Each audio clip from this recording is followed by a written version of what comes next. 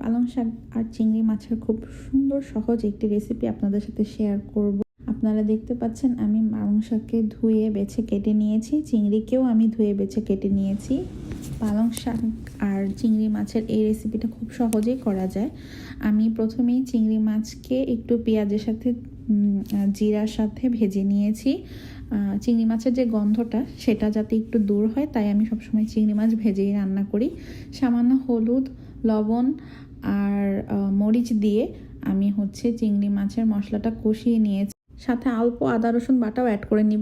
এখানে একটু ধনিয়া পাতা দিলাম, দেওয়ার দরকার হয় না, তাও আমি একটু দিয়ে নিলাম, আমার ফ্রোজেন অবস্থায় ছিল। শাক পাতাটাও দিয়ে দিলাম। এখানে আমি শুধু একটু জিরার গুঁড়া আর পরিমাণ মতো লবণ দিব। এটা একদম অল্প মশলায় আমি রান্না করি, খেতেও খুব মজা হয়। আর আমার কাছে অল্প মশলায় এই শাকের তরকারিটা খুব ভালো লাগে।